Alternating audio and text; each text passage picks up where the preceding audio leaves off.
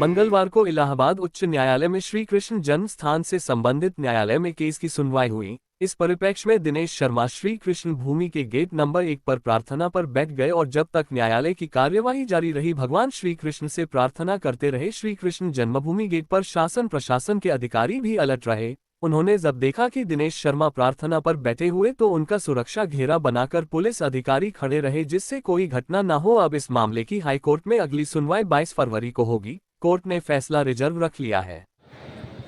आज इलाहाबाद हाईकोर्ट में हिंदू पक्ष और मुस्लिम पक्ष के अधिवक्ताओं के मध्य में बहस हुई।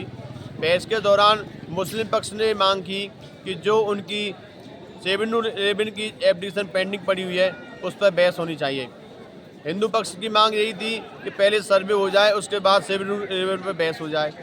लेकिन मुस्लिम पक्ष चाहता है कि जो कांग्रेस सरकार द्वारा वर्षिप एक्ट कानून 1991 में बनाया गया था, पूजा उपासना अधिनियम, उसके तहत यह केस सुनवाई योग्य नहीं है। माननीय न्यायालय से हिंदू पक्ष ने भी मांग की, जब ज्ञान व्यापी में सर्वे का ऑर्डर हो चुका है, सर्वे की रिपोर्ट बनाकर न्यायालय में जमा हो चुकी है, तो मथुरा में क्यों नहीं होगा?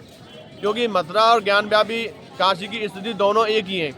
काशी पर भी मुगल शासकों द्वारा अवैध अतिक्रमण किया गया था और मथुरा जन्मभूमि पर भी मुगल शासक द्वारा अवैध अतिक्रमण किया गया था। वर्षिप एक्ट यहाँ पर लागू इसलिए नहीं होता क्योंकि यहाँ पर 1947 से पहले कई सिविल कोर्ट में केस चल चुके हैं और वर्षिप एक्ट उस स्थान पर लागू नहीं होता जहाँ अतिक्रमण की भूमि हो।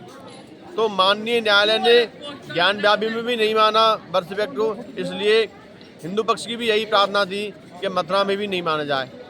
कुछ हिंदू पक्षकारों ने कहा है कि सभी केसों की सुनवाई अलग अलग हो, लेकिन अधिवक्ता विष्णुशंकर जैन द्वारा कहा गया कि सभी केसों को एक साथ सुना जाए।